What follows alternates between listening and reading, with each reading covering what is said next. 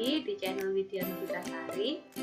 Pada kesempatan ini kita akan belajar tentang segi empat. Pada video ini masih kelanjutan dari bahasan segi empat yang terdahulu. Persegi dan persegi panjang sudah kita bahas. Nah, pada video ini kita khusus akan membahas tentang jajar genjang. Karena segi empat ini saya bagi menjadi beberapa video, maka agar kalian tidak ketinggalan, kalian klik like, komen, dan subscribe. Jangan lupa loncengnya juga dibunyikan. Oke? Pada kesempatan ini kita akan belajar sifat-sifat jajar genjang, kemudian rumus yang ada pada jajar genjang. Selain itu juga dilengkapi dengan contoh-contoh soal serta pembahasannya. Ayo kita mulai berkenalan dengan apa itu jajar genjang. Jajar genjang ini merupakan segi empat di mana masing-masing sisi yang berhadapan sejajar dan sama panjang. Nah, di sini bisa kita lihat di sini ada jajar genjang ABCD ya. Pada pengertiannya sisi yang berhadapan sejajar dan sama panjang. AB ini sejajar berhadapan dengan CD, sehingga AB sejajar dengan CD dan panjangnya pun sama. Begitu juga dengan AD. AD ini berhadapan dengan BC. Nah, sehingga AD sejajar BC dan panjangnya AD juga sama panjang dengan BC. Pada kolom sebelah kiri di sini ada proses pembuatan persegi panjang. Terbentuknya persegi panjang. Terbentuknya jajar genjang. Ternyata jajar genjang itu bisa dibentuk dari proses rotasi suatu segitiga dengan pusat rotasi yaitu di tengah-tengahnya salah satu sisi pada segitiga itu dirotasi sejauh 180 derajat. Seperti ini ada segitiga ABB dirotasi 180 derajat sehingga di sini hasil dari rotasi itu merupakan segitiga BCD. Nah, kalau digabungkan seperti ini ya, antara segitiga dan bayangannya terbentuklah jajar genjang ABCD. Oke, ini adalah proses terbentuknya jajar genjang. Nah, karena dari pengertian ini bisa dibuat sifat-sifat jajar genjang. Oke, di sini ya. Sifat jajar genjang yang sesuai dengan pengertian tadi yang pertama yaitu sisi yang berhadapan sama panjang. Nah, ini sudah saya bahas tadi bahwa AB dengan DC ini atau CD ini berhadapan sehingga sama panjang. Kemudian AD dengan BC ini berhadapan. Dia juga sama panjang. AD sama dengan BC. Sisi yang berhadapan sejajar. Nah, berarti AB sejajar CD dan AD sejajar BC. Nah, tentang sisi sudah. Sekarang sifat yang ini berhubungan dengan sudut. Sudut yang berhadapan sama besar ya. Sudut-sudut yang berhadapan sama besar. Perhatikan ada 4 sudut ya. Sudut yang berhadapan ini contohnya sudut A berhadapan dengan sudut C. Sehingga sudut A sama besar dengan sudut C. Kemudian sudut B itu berhadapan dengan sudut D. Jadi besarnya sudut B itu sama dengan besarnya sudut D. Selain ini, sudut yang berdekatan berjumlah 180 derajat. Tadi ada sudut yang berhadapan, sekarang sudut yang berdekatan. Bagaimana sudut yang berdekatan? Contohnya ini, sudut yang berdekatan misalnya sudut A itu berdekatan dengan sudut B. Jadi, sudut A ditambah sudut B itu sama dengan 180 derajat. Begitu juga dengan sudut A, selain berdekatan dengan sudut B, sudut A juga berdekatan dengan sudut D. Jadi sudut A ditambah dengan sudut D itu sama dengan 180 derajat. Selain ini ada juga sudut C. Sudut C ini berdekatan dengan sudut B. Jadi sudut C ditambah sudut B itu sama dengan 180 derajat. Atau sudut C ditambah dengan sudut D sama dengan 180 derajat karena sudut C dan sudut D ini juga berdekatan. Nah, itu sifat yang berhubungan dengan sudut. Nah, sekarang yang berhubungan dengan diagonal. Diagonal-diagonalnya itu membagi jajar genjang menjadi dua bagian sama besar ya. Di sini ada dua diagonal. Nah, Di sini kelihatan ada diagonal AC dan diagonal BD. Kalau berdasarkan diagonal AC, maka jajar genjang ini terbagi dua, yaitu segitiga ABC dan segitiga ADC, yang juga luasnya sama atau sama besar. Kalau berdasarkan diagonal BD, maka terbagi menjadi dua segitiga, yaitu segitiga BDC dan segitiga ABD. Nah, dua segitiga ini juga besarnya sama. Yang keenam masih berhubungan dengan diagonal, bahwa dua diagonal ini berpotongan di tengah-tengahnya, serta saling membagi dua sama panjang. Dua diagonalnya ini berpotongan dan tepat di tengah-tengah jajar genjang. Jadi, garis AO itu sama panjang dengan garis OC. Kemudian garis BO sama panjang dengan garis DO.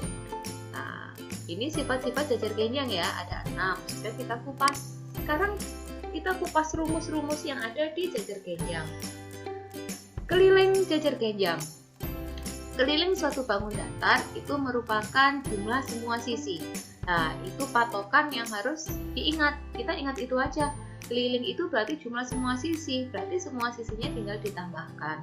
Kalau ada jajar genjang, kalau ada jajar genjang ABCD, maka kelilingnya tinggal dijumlah AB ditambah BC ditambah CD ditambah AD. Nah, karena ada sifat bahwa sisi yang berhadapan itu sama panjang, maka bisa kita sederhanakan. Tadi kan BC sama dengan BC itu sama dengan AD ya. Kemudian CD itu sama dengan AB. Bisa kita sederhanakan jadi 2 kali A.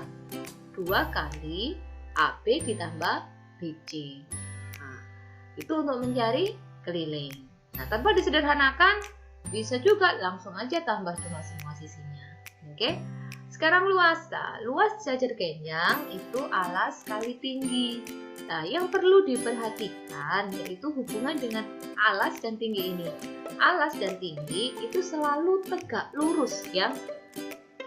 Jadi di sini ada segitiga ABCD. Nah, alasnya kalau alasnya AB, maka tingginya itu garis yang tegak lurus dengan AB. Nah, di sini ada garis bantuan ini, yaitu garis DE ini garis bantuannya. Nah, ini yang merupakan tingginya karena DE tegak lurus dengan AB. Jadi kalau AB alas bukan AD tingginya, bukan juga BC tingginya ya. Tinggi itu harus selalu tegak lurus. Oke. Nah, proses dalam menentukan luas atau rumus luas itu bisa dilihat di sini. Nah, kalau itu tadi ada DE garis yang bantuan ya. Kalau misalnya jajar genjangnya dipotong di DE, lalu segitiga AED itu kita pindahkan di sebelah kanan pada sisi BC ini, lah terbentuklah ini persegi panjang, sehingga luas persegi panjang kan panjang kali lebar. Kalau panjangnya A, lebarnya tinggi, maka bisa jadi di sini alas kali tinggi. Nah, ini prosesnya untuk menentukan luas jajar genjang. Bagaimana pemakaian rumus-rumus ini di soal? Nah, ini sudah ada beberapa contoh soal yang bisa untuk belajar. Karena kita selesaikan bersama-sama dulu di sini. Ini soal yang pertama, panjang sisi jajar genjang ini 15 cm. Panjang sisi yang satunya adalah 2 kali sisi yang pertama. Ini ada kata kunci ya. Yang dicari yaitu keliling jajar genjangnya. Ingat kata kuncinya ada panjang sisi jajar genjang itu 15, satu sisi 15 cm. Kemudian panjang sisi yang lain atau yang satunya itu 2 kali sisi yang pertama. Jadi bisa ditulis sisi yang lain atau sisi yang kedua itu 2 kali 15 cm sama dengan 30 cm. Tentukan kelilingnya. Nah, kelilingnya tadi 2 kali ini tadi ya, yang di rumus tadi AB ditambah BC gitu ya. Ini kan ada 2 sisi, sehingga bisa 2 kali 15 ditambah 30, jadi sama dengan 2 kali 45. Di penjumlahan atau di dalam kurung ini dikerjakan dulu ya, yang ada dalam kurung. Di 2 kali 45 sama dengan 90. Jadi keliling dari jajar genjang itu adalah 90 cm. Kata kunci yang ada di soal itu harus diperhatikan. Oke. Sekarang soal yang kedua. Tentukan luas jajar genjang yang ada di gambar dan panjang garis NP. Wah, ini ada satu jajar genjang ya. Luas tadi kan rumusnya alas kali tinggi. Kita cari nih. Kalau alasnya KL, panjangnya NP. KL 28 sama dengan NM. Tapi NP kita tidak punya. Jadi jangan pakai itu ya. Sekarang kalau saya memakai alas LM ya, alas LM ini kan panjangnya sama dengan KN karena berhadapan. LM ini juga panjangnya 16 berarti. Kalau alasnya LM maka tingginya yang tegak lurus ya. Garis ini NQ. Oh, ada keterangan 18 cm. Sehingga kita pakai pasangan alas dan tinggi yaitu garis LM dan garis NQ. Itu 16 dikali 18 karena ini ada siku-siku ya. Luasnya jadi 16 kali 18 cm yaitu 288 cm persegi. Nah, ini sudah ketemu satu pertanyaan. Lalu panjang NP-nya berapa? Tadi saya bahas kalau KL-nya itu alas, maka NP-nya tinggi. Kalau LM-nya alas, maka NQ ini tinggi. Berarti dalam satu jajar genjang kita bisa mencari alas, kita bisa mencari luas dari dua pasangan alas dan tinggi, ya kan? Ini sama-sama luas. Jadi kalau KL itu kali NP, maka sama dengan ML dikalikan NQ. Karena ada dua pasang alas dan tinggi. Nah, KL tadi 28 dikalikan NP, ML tadi 16, NQ-nya 18. Sehingga untuk mencari NP, 28 ini saya pindah ke kanan. Karena perkalian, maka dia jadi pembagian. Sehingga panjang NP itu 16 kali 18 dibagi 28. Hasilnya yaitu 10,28 cm. Ini ya, jadi ada yang namanya ini persamaan luas ini, kesamaan. Jadi satu jajar genjang itu bisa dicari dengan dua pasang alas dan tinggi. Oke, sekarang contoh yang ketiga. Pada jajar genjang ABCD, sisi AD itu 3x min 17 dan sisi BC itu x plus 15. Berapakah panjang AD? Nah, kita gunakan sifat yang berhubungan dengan sisi. Bahwa sisi yang berhadapan itu panjangnya sama. Sehingga AD itu sama panjang dengan BC. Sehingga 3x min 17 itu sama dengan x plus 15. Kita gunakan persamaan linear satu variabel. Masih ingat kan? Ini materi di semester 1.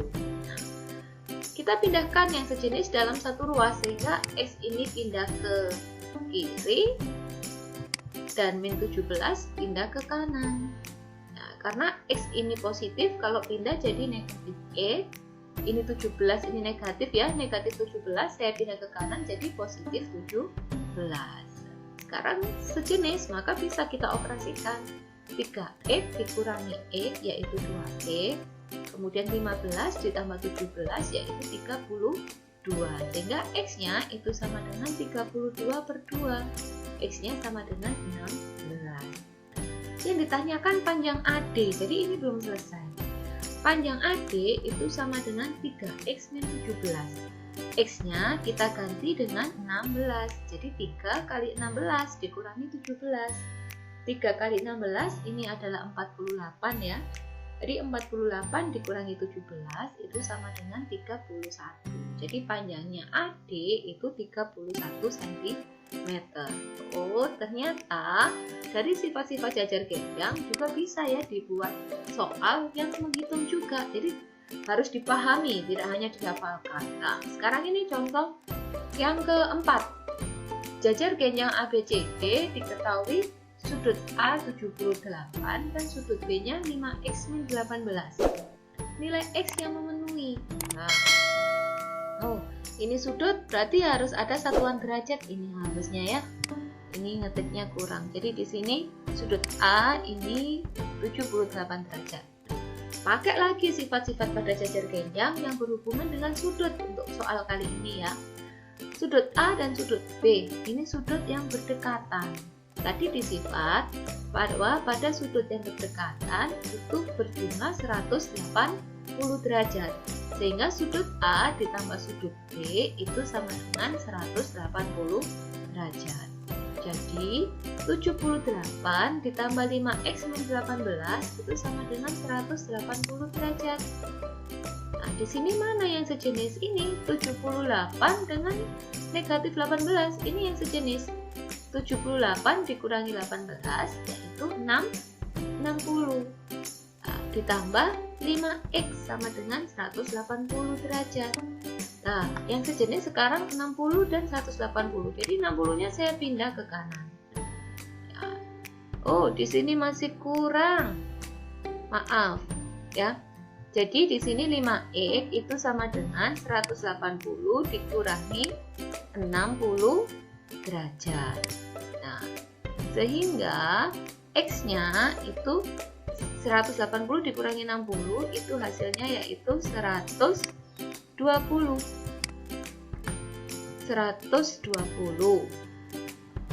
per 5.